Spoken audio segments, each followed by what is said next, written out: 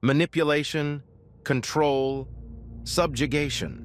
We often hear about couples who seemingly lived happily together for many years, where in reality, one partner completely subjugated the will of the other, forcing them to give up their actions, words, desires, and even thoughts. And it seems to us that such a situation couldn't have arisen out of nowhere. It must have developed over years. But does it really take that much time for one partner to suddenly decide, from now on, everything of yours is mine, including your life? Lily James was born in May 2002 to Jamie and Peta James. Together with her younger brother Max and her parents, she lived in New South Wales, Australia. From a young age, Lily was passionate about sports, particularly water polo. She was a member of her school's water polo team, where she was coached by her father. Jamie dedicated a lot of attention to his daughter's athletic training, and thanks to him, she earned the title of swimming champion in a competition for teenagers under 17 in 2019. The family's home also boasted numerous awards for her dance performances. Overall, Lily was not afraid of challenges. She set ambitious goals and achieved them.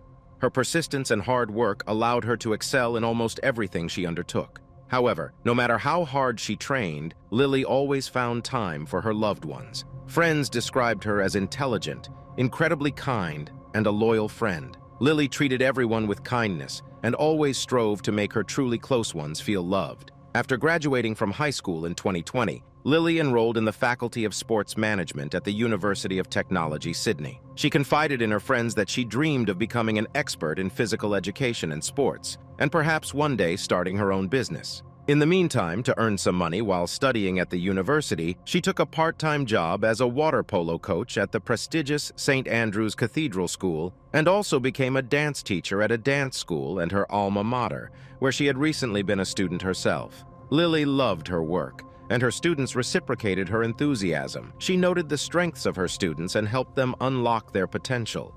Her energetic, encouraging style had a huge impact on the kids. Despite her busy schedule, Lily managed her time effectively between her university studies and coaching work. Her parents almost always knew her schedule and when she would be coming home.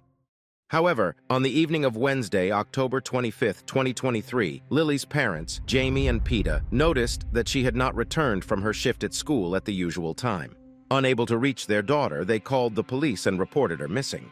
Before the police could take any serious measures to search for Lily, another call came in just before midnight. This call was much more sinister. The caller, a man, informed the dispatcher that they should go to St. Andrew's Cathedral School, where they would find a woman's body. The man provided a very specific location for the body. Police officers immediately went to the specified address and found the body of a young woman in the showers of the school gymnasium, exactly where the caller had indicated. There was no doubt she had been murdered.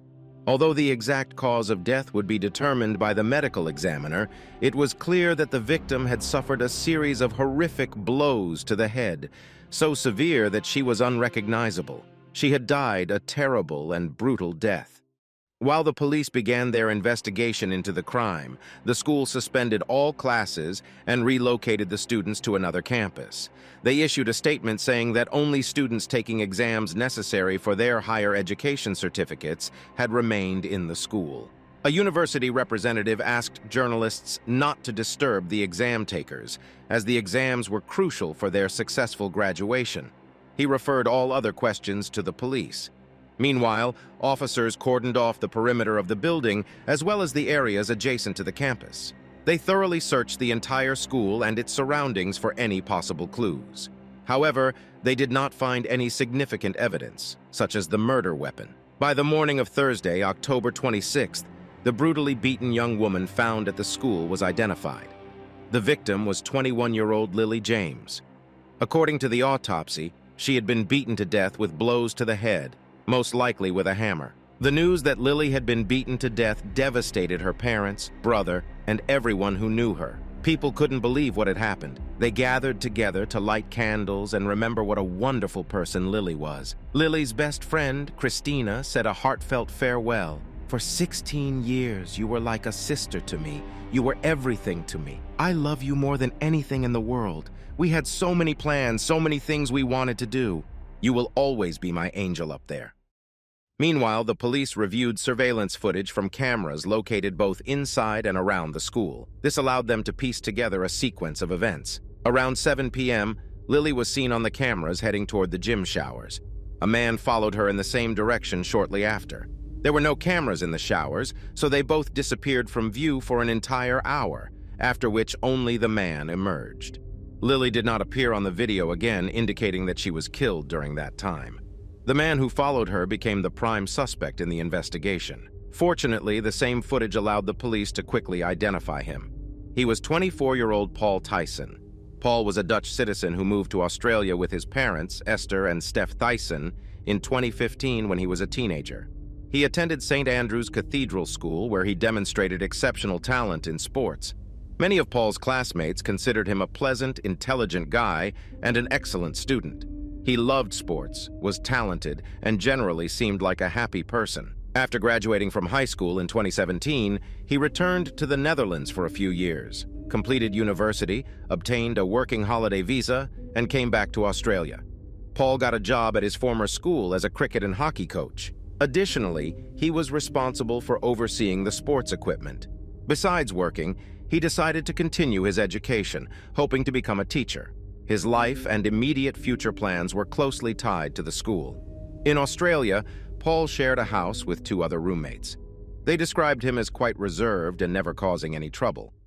Overall, Paul knew how to charm women, and Lily was no exception. A young, attractive guy who was as passionate about sports as she was, it was natural for them to try being a couple. Paul and Lily started dating just 5 weeks before her death. They hadn't yet made their relationship public or shared photos together on social media. Naturally, their closest friends knew about their relationship, so it wasn't a secret, but they didn't announce it everywhere. This decision to keep things private was probably wise because just 5 weeks later, Lily broke up with Paul. If everyone had known about their relationship, they would have had to deal with awkward questions and other inconveniences. Friends of Lily reported that they didn't notice any warning signs. The couple didn't argue, and Paul didn't mistreat her in front of friends. However, according to Lily, Paul tried to control her. Being a people pleaser, she didn't want to hurt him. Instead of cutting off communication completely, she wanted to let him down gently, so she continued spending time with him even after ending the relationship.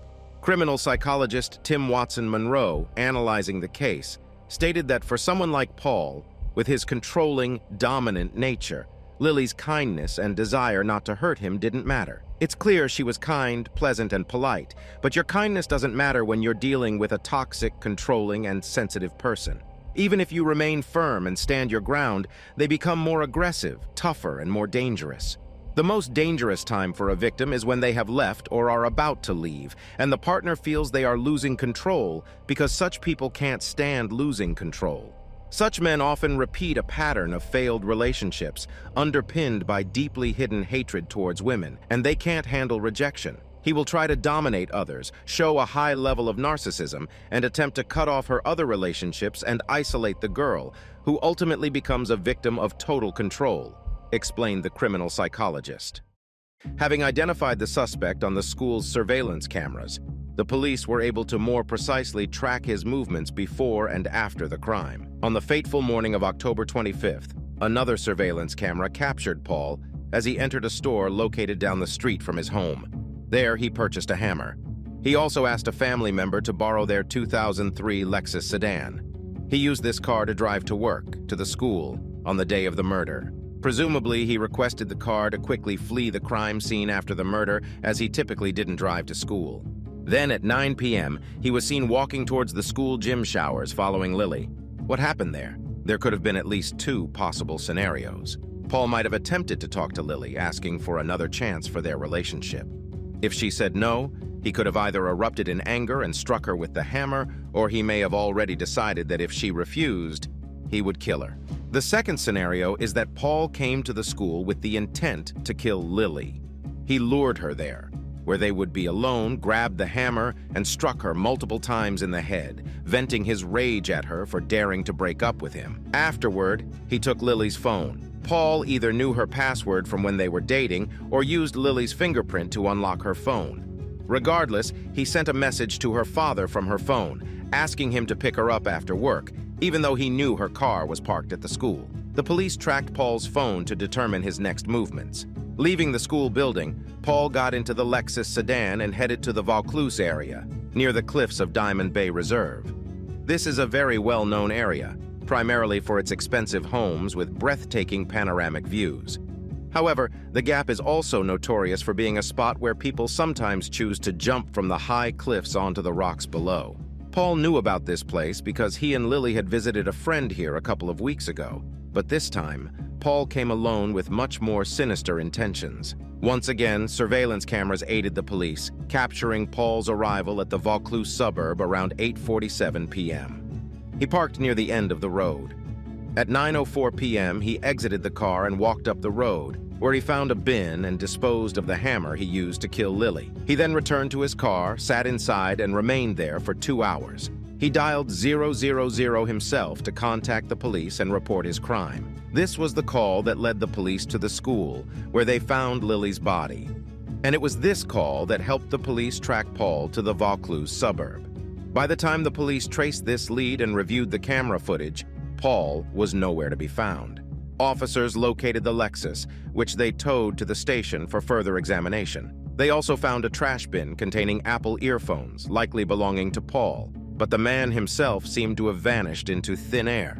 Authorities searched on the ground and from the air until Friday morning, October 27th, when construction workers called the police after spotting what looked like a body on the rocks beneath the cliffs of Diamond Bay Reserve, the same area where police had searched for Paul the previous day. Police deployed rescuers with helicopters and scooters to reach the indicated location. After several hours of coordinated effort, they indeed found the body of a man. It was unclothed and bruised all over, wedged between large boulders at the base of the cliff. It took several more hours of coordinated effort before rescuers could retrieve the body from the water. An autopsy confirmed that the body belonged to 24-year-old Paul Tyson. After killing Lily, he had come to the cliffs, disposed of the murder weapon, and sat in his car for 2 hours before reporting his crime. Then he approached the edge of the infamous cliff and jumped. The hunt for Lily's presumed killer may be over, but for her family, it's far from the end. Lily's parents, Jamie and Peta, have decided to sue the school.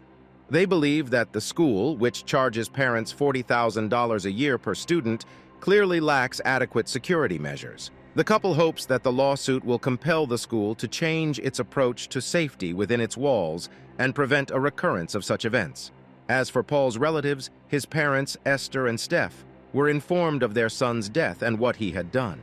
Paul's parents chose not to transport his remains to the Netherlands, but to cremate him and scatter his ashes in Australia. For them, this is as difficult as it is for Lily's family. In a sense, it might even be harder for them to accept what happened. They thought they knew their son, and now they too cannot find answers to the questions. What could have led to this outcome? How could Paul transform from a normal guy to a cruel murderer in such a short period?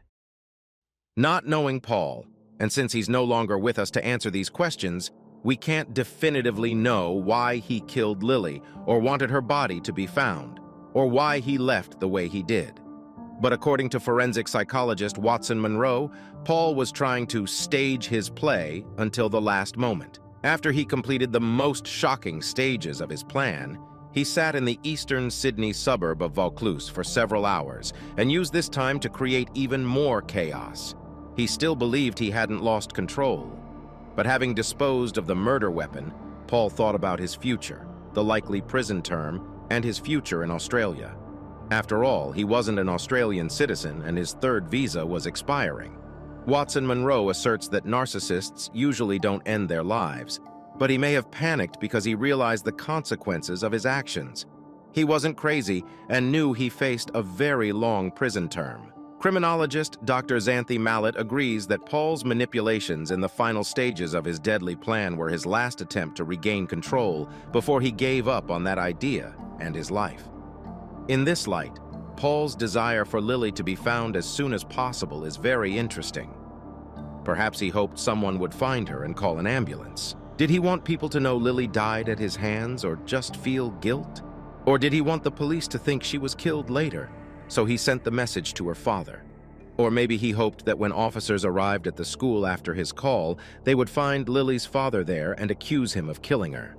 Despite Paul no longer being able to answer all these questions, this is a very important case because it shows, no matter how little time you spend with someone, they can still crave full control over you. That's why it's so crucial to pay attention to the quietest warning signs. Intuition isn't given to us for nothing, and if it tells you something's wrong, it probably is. This is an unusual case because more often we see such things happen to couples who have lived together for years, but Paul had been dating Lily for just over a month. And he needed so much control over her that when she broke up with him, he decided the only way to end the relationship on his terms was to take her life.